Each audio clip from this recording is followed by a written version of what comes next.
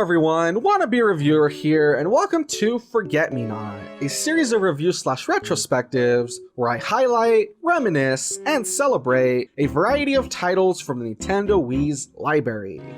With there being a large number of games that are obscure, or maybe some of you have never even heard of before, I hope to bring these games forward in order for them to not be forgotten.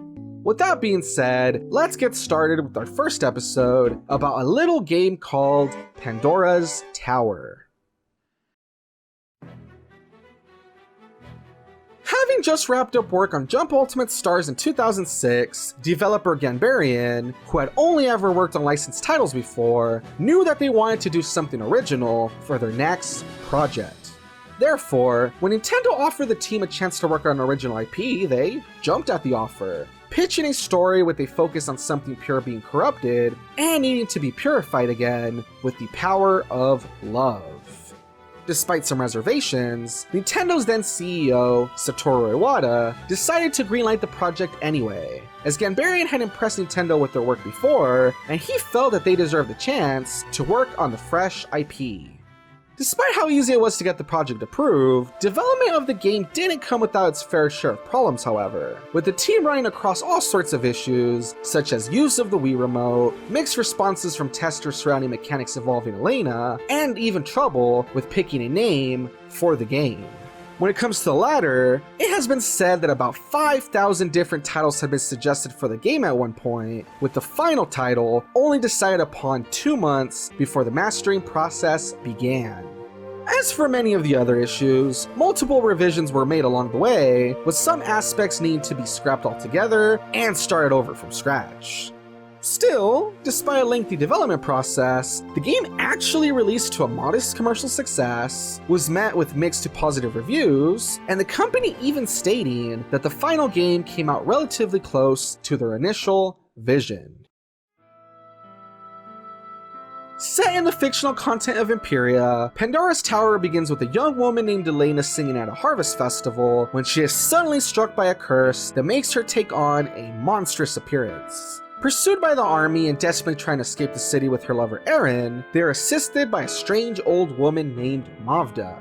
Mavda not only helps them escape, but leads them to the 13 Towers, a giant fortress suspended above a ravine called the Scar. Here she explains that the only way to lift the curse from Elena and prevent her from further transformation into a monster is to feed her the flesh of masters, powerful beings living inside the towers.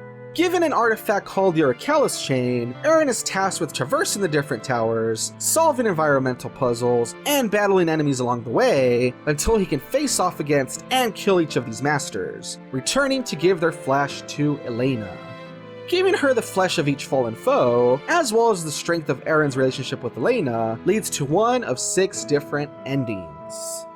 Now, getting into the actual gameplay side of things, Pandora's Tower, at least for me, feels like an interesting combination of God of War, The Legend of Zelda Majora's Mask, and Shadow of the Colossus with a tiny bit of dating sim sprinkled in. That may be a weird way to put it, but allow me to elaborate. When it comes to combat, the fact that the playable character wields a chain as a weapon easily makes Kratos come to mind.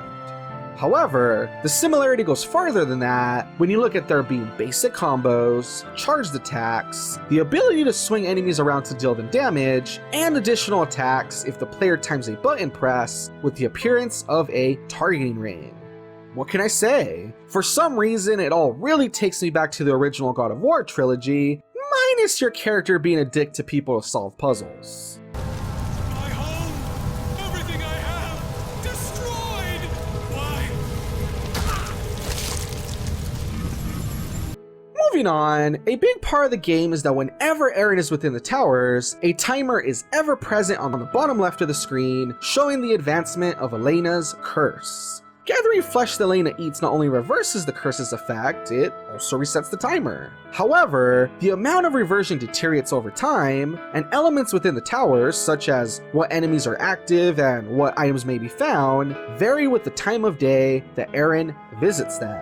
While I know that is not a perfect one-for-one, I can't help but compare the time management aspect to Majora's Mask, where you are ever constantly running around resetting time and having to keep an eye out on the time of day to achieve certain tasks. Throw in the dungeon exploration and puzzle solving, and the game has a certain Zelda feel to it. On the other hand, I also get a certain Shadow of the Colossus feel to it from the tone of game, structure, and overall objective. While again not a perfect one-for-one, the fact that you spend a large part of the game alone, tasked with killing large creatures in the hopes of helping a loved one, really reminds me of Wander's quest to revive Mono. Similar to Shadow of the Colossus, you must find a way to target each beast's weak spot in order to take them down, and each time you return to your base after defeating one, you kind of get an ominous feeling that what you are doing doesn't seem to be helping much. Even the person who points you along just feels odd for some reason. Like, I can't put my finger on it, but something about Baba Yaga and Jack Skellington over here seems kind of sketchy to me. I don't know, maybe it's just me though. Finally, I mentioned there being a bit of a dating sim sprinkled in, and that comes from Elena's affinity gauge. Similar to a dating sim in which you can build up relationships, this game allows you to strengthen your bond to your monster waifu by doing a number of things, like feeding her monster flesh, chatting with her, giving her gifts, and asking her to help with tasks. While definitely one of the stranger mechanics in the game, it does surprisingly give the story a lot of heart. The more you get to interact with her and get to know her, she actually feels like a more fleshed out character. This in turn leads to you actually wanting to save her and ease her suffering, not just doing it because the game tells you that you're supposed to. I mean, look at that smile. Who doesn't want to protect that?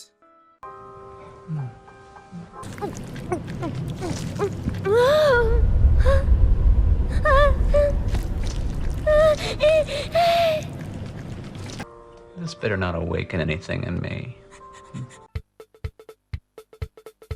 Now, we would be remiss to talk about Pandora's Tower if we, of course, didn't mention Operation Rainfall. Beginning in 2011, Operation Rainfall was a video game-oriented fan campaign designed to promote the North American localization of Japanese exclusive titles. 3 titles released late in the lifespan of the Wii actually eventually found their way to North America thanks to the attention. 2 of these, Xenoblade Chronicles and The Last Story, I will be covering in future episodes, while the third one is, of course, Pandora's Tower. Due to Operation Rainfall and, as I said before, the game being a modest success, Pandora's Tower is actually not that hard to get your hands on. If you have an old Wii U lying around, you can actually purchase the game for yourself digitally for about 20 USD. Or, if you want to get your hands on a physical copy instead, the condition and price will vary, but I've seen listings on eBay for anywhere from 20 to 50 bucks. At the end of the day, Pandora's Tower may not be a perfect game, but it's still the kind of thing that I wish was more of a household name. I mean, yes, the motion controls may be a bit unruly, and some might find it to be a bit repetitive, but I still think that the way it melts together all these interesting mechanics, with its wonderfully melancholic love story, makes for a great end result. Creative, gripping, and wonderfully atmospheric, I hope that this is a game that will not soon be forgotten. If you know any Wii games that you think would be a great fit for the series, let me know in the comments below, or reach out to me at wannabereviewer@gmail.com. Until next time, I hope you enjoyed this episode, and that you forget me not.